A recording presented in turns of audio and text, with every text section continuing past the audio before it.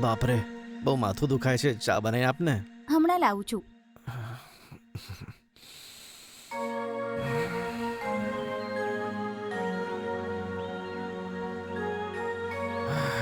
હમ.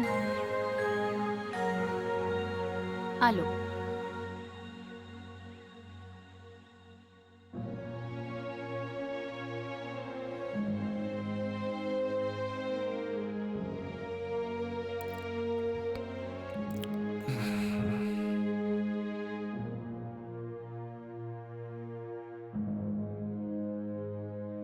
શું થયું તમને? ઓફિસમાં ઘણું વધારે કામ કરવું પડ્યું?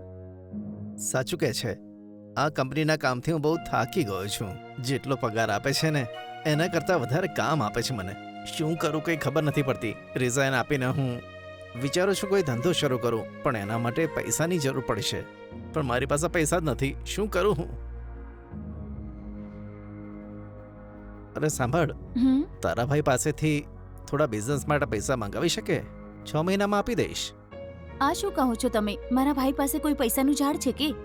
એમની જે પણ કમાણી છે બધી ભાભી અને છોકરાઓ માટે વપરાઈ જાય છે. અને મારા કહેવા પર મારા ભાઈએ પૈસા આપી પણ દીધા તો મારી ભાભી ભાઈને છૂટાછેડા આપીને હંમેશા માટે ચાલી જશે. જો એ બધું છોડ, એકવાર વાત કરીને તો જો. ના ના, ભાઈ પાસે પૈસા માંગવા કરતાં સારું છે કે તમે તમારી નોકરી કરો. એમની પાસે પૈસા માંગશું તો આપણી ઇજ્જત જશે.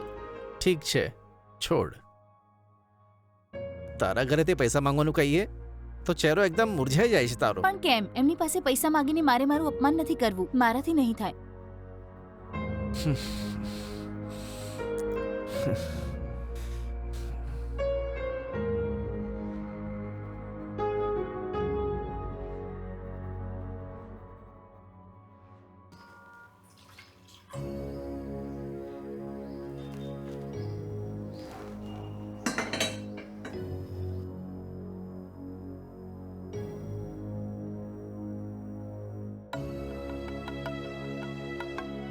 સાંભળો સાંભળો, આ દૂધ પી લો.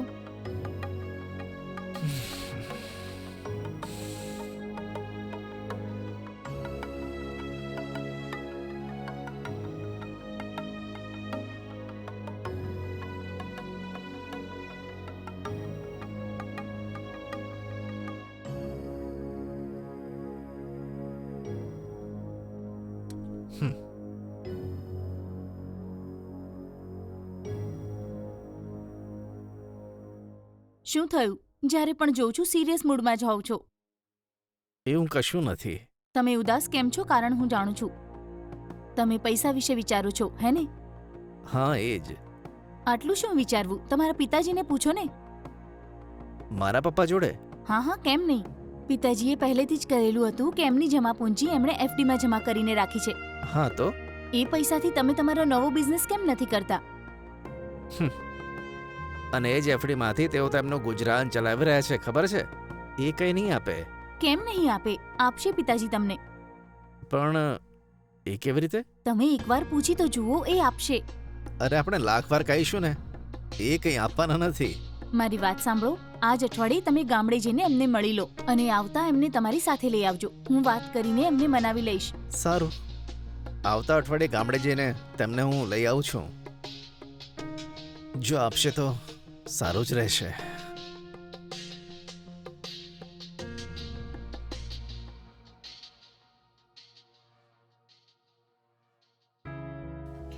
શું પપ્પા? અરે બેગ ભારે છે, મને આપી દો, પણ તમે આપતા જ નથી. કઈ વાંધો નહીં. સારું સારું. આનાથી વધારે વજન ઉપાડું છું ગામડામાં હું. હા, તમે તો બાહુબલી છો ને.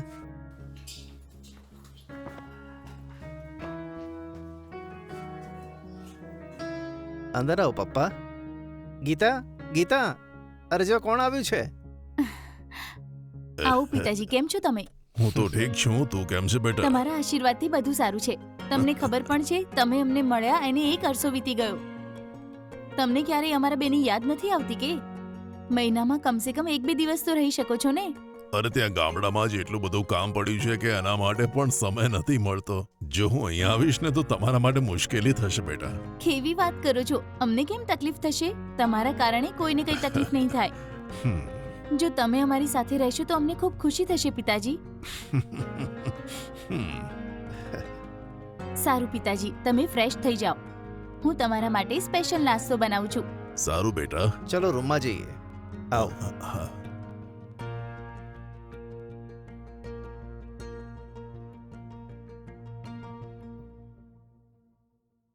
આવો.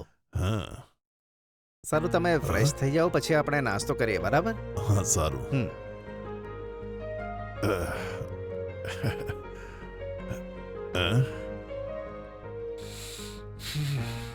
ગીતા, હાજી. નાસ્તો રેડી છે? હા, રેડી છે, આવું છું. અરે પપ્પા, હા બોલો બેટા. નાસ્તો રેડી છે, જલ્દી આવો. હા હા આવું છું. આવો, ગરમા ગરમ છે, જલ્દી આવો. હા હવે બેટા.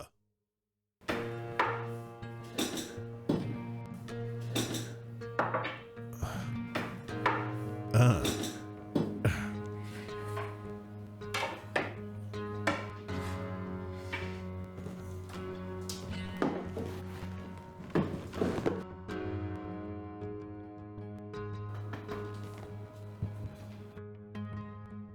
અરે બસ બેટા બસ. હા બસ. હા.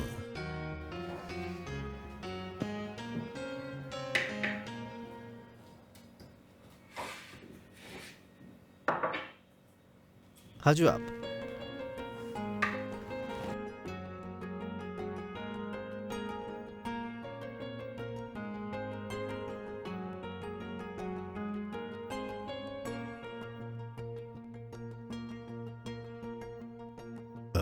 નાસ્તો બહુ સરસ છે બેટા. ખૂબ ધન્યવાદ પિતાજી.